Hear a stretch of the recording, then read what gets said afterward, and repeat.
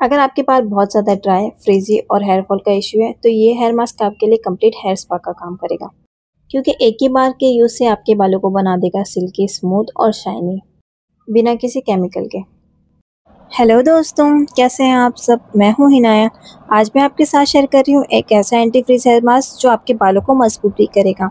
इस hair mask को बनाने के लिए सबसे पहले हमें चाहिए एक एग यूज़ कर रहे हैं, लेकिन इसमें स्मेल की कोई भी टेंशन नहीं लेनी है, क्योंकि इसमें बिल्कुल भी स्मेल नहीं होगी।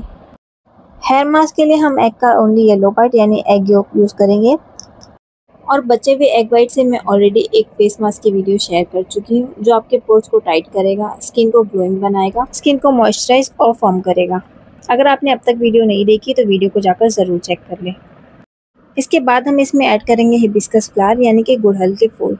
अगर आपके पास ड्राई फ्लावर हैं तो आप ड्राई यूज़ कर सकते हैं, फ्रेश हैं तो फ्रेश यूज़ कर सकते हैं, इवन आप पाउडर भी यूज़ कर सकते हैं। ये स्कैल्प में ब्लड सर्कुलेशन को इम्प्रूव करता है, जिससे बालों की ग्रोथ फास्ट होती है।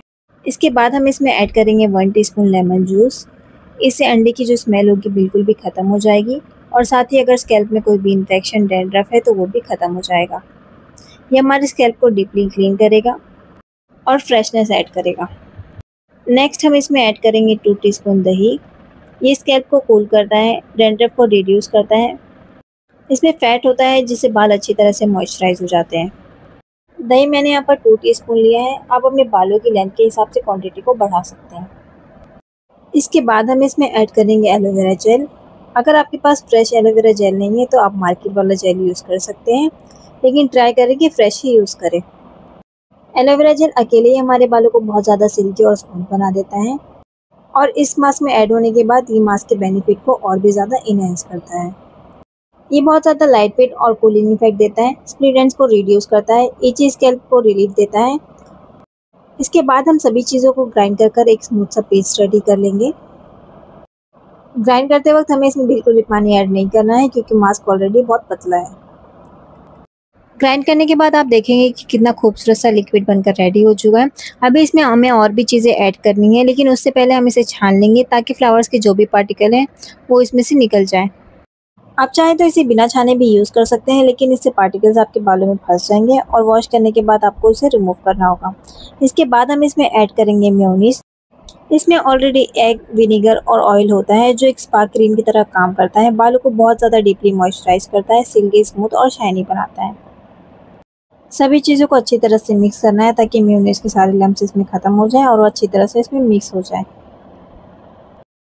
इसके बाद जो इंग्रेडिएंट हमें ऐड करना है वो बिल्कुल ऑप्शनल है। अगर आप एक्स्ट्रा मॉइस्चर और एक्स्ट्रा स्मूथनेस चाहते हैं तो इसे ऐड कर सकते हैं।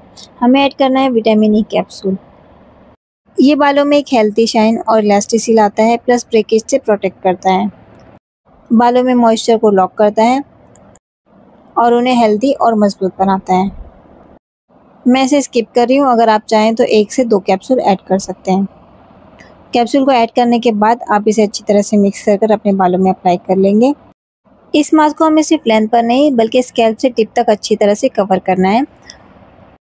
उसके बाद फिंगर से अच्छी तरह से मसाज करनी है ताकि ब्लड सर्कुलेशन बूस्ट हो और इंग्रेडिएंट डीपली एब्जॉर्ब हो जाए। 30 से 40 मिनट्स तक मास्क को अच्छी तरह से लगे रहने देना है। उसके बाद नॉर्मल वाटर से वॉश कर शैम्पू कर लेना है। यकीन करिए उसके बाद आपको कंडीशनर की ज़रूरत नहीं पड़ेगी। आपके बाल बहुत ही ज़्यादा सिल्की, स्मूथ और शाइनी हो जाएंगे। ड्राइनेस बिल्कुल गायब हो जाएगी, फ्रिज कंट्रोल होगा और एक नेचुरल शाइन आएगी, जैसा किसी सीरम से आती है।